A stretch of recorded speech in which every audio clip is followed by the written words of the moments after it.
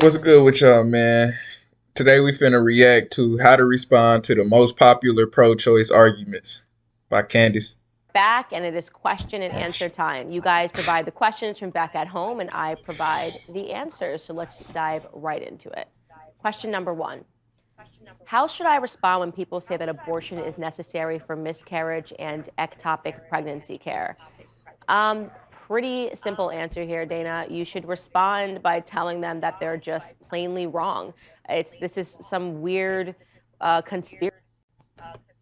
It's literally what I think she was finna say conspiracy theory, but that's literally what it is. It's literally a conspiracy theory, man. Like that's all it is, bro. Like it's just to create fear and to be able to say, well, we need this, we need that. You feel me? It's just another extreme argument that they try to make. Conspiracy or propaganda that's gotten out, I think, from the left, and they believe that an ectopic pregnancy is treated by an abortion. It's not.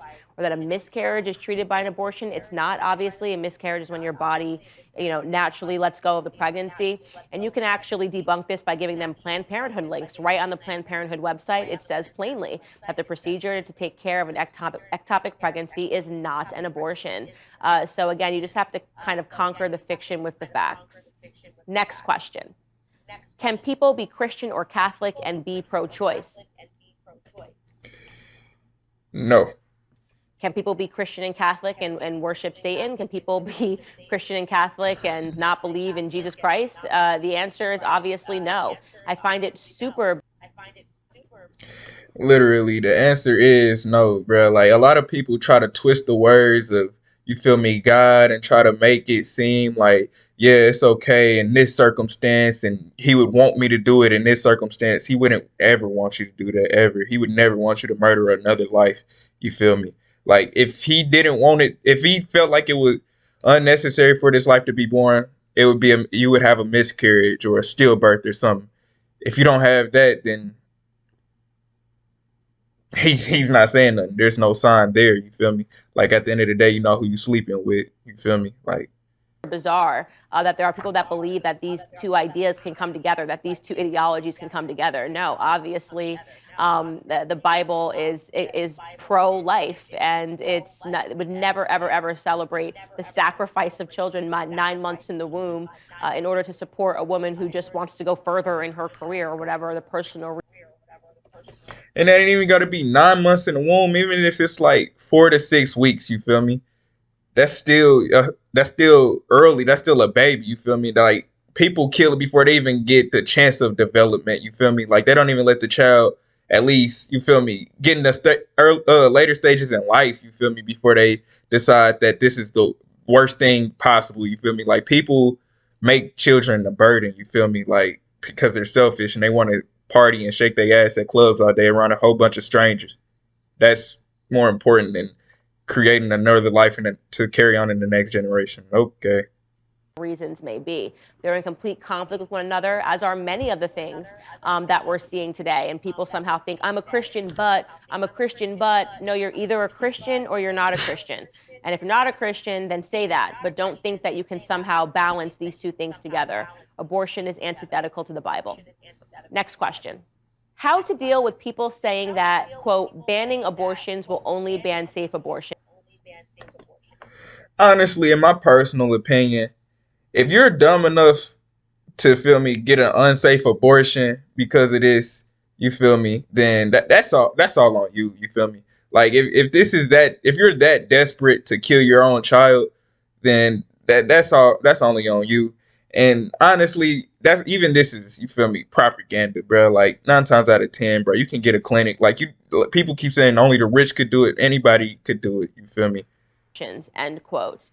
This is the myth of the back alley abortions, which is something that, again, if you visit the Planned Parenthood website, you will find has been debunked. There's some weird idea out there that women, tens of thousands of them, were dying per year because they were using coat hangers to try to self-abort babies from their womb, and that just isn't the case at all.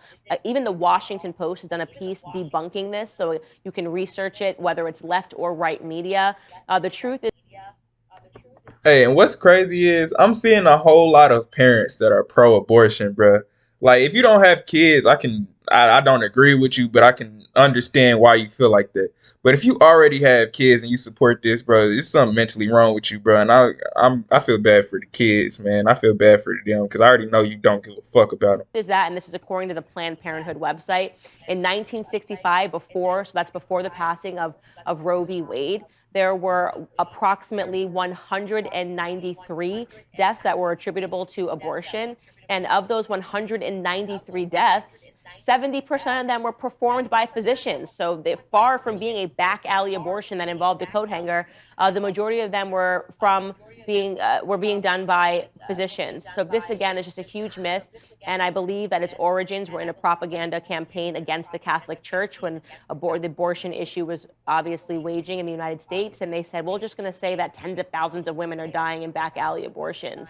If you use those numbers, that means approximately in 1965, 58 women died not seeing a doctor having an abortion. And I do not see how any person can look you in the face and tell you that 58 women dying because they wanted to get abortions and maybe went through dire measures to get one justifies the slaughter of approximately 890,000 babies per year, which is what we have today. It's just nonsensical. All right, guys, it's time to take a break and talk about something I use on my computer and personal devices every single day, and that is ExpressVPN.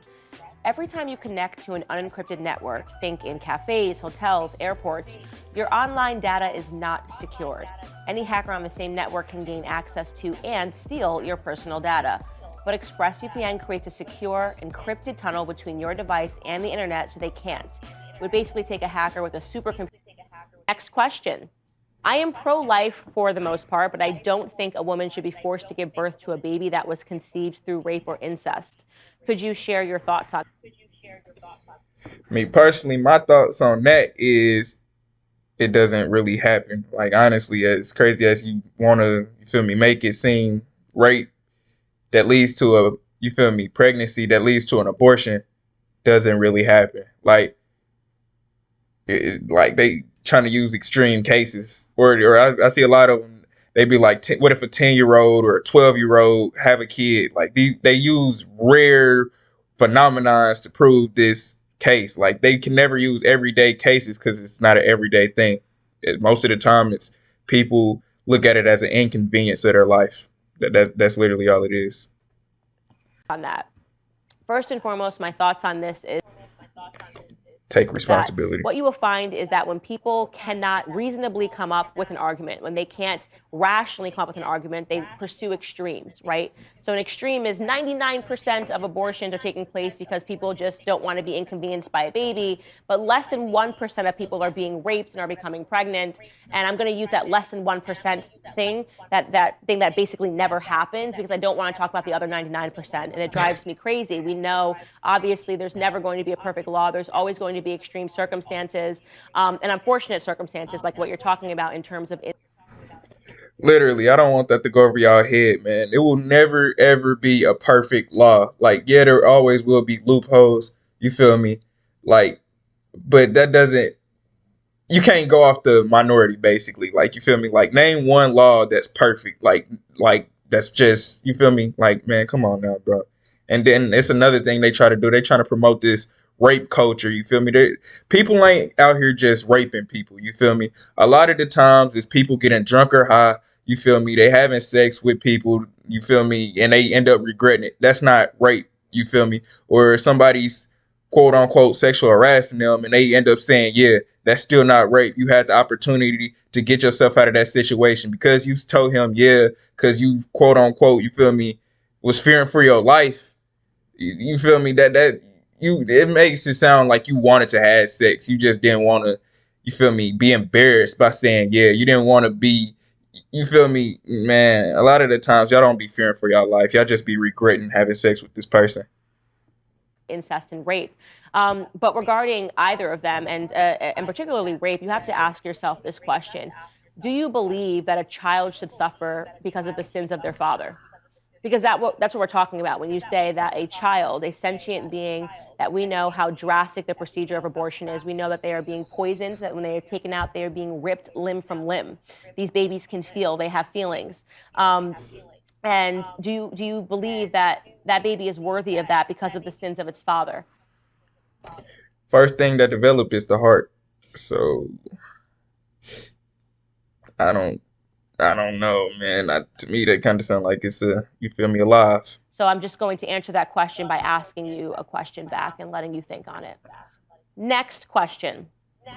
I need a way to respond to the argument, you can't be pro-gun and pro-life. I think the best way to respond to that argument is by handing them a constitution. I mean, I haven't even understood the conflation of the gun debate and the pro-life debate. It makes entirely no sense.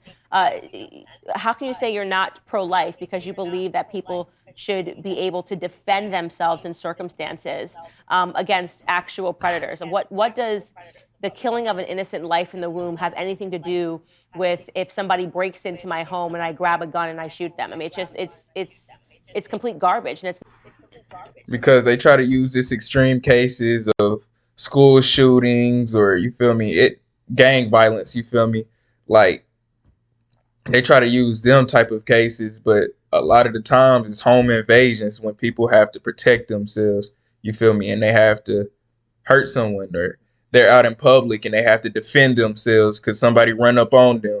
Like that's a lot of the times, that's the majority of the cases for guns being drawn. nonsense. And we're seeing so much of this rhetoric that's coming out of the left that it's just nonsensical. You're protecting the lives of your family, actually, in both circumstances. Guns are for people to defend themselves, and being pro-life is so that we can defend the lives of children. And as I said, this entire episode, the lives of the women that are destroyed physically and spiritually by abortions as well. Thanks for joining me on this segment of Candid. But yeah, man, that's about it for this video, man. I'm not, you feel me, I don't knock people who has got these procedures, you feel me, because I do understand the stress. But again, I go by only the strong survive, man. I believe that your strength determine your decisions, and a lot of these people mentally wasn't built up for this lifestyle, you feel me? And I'm not excusing that. A lot of people want to make that excuse for these victims, you feel me? There's no such thing as a victim, bro. Like, man, victims die, you feel me? Go out a legend, you feel me? Be a conqueror. Stop being a victim. Stop going in this victimhood mindset. Stop doing this me too, me too, me too, this depression, all of this and all of that, you feel me? And in life, you always got choices, you feel me? Like, it's all about what you made of, you feel me? But go ahead.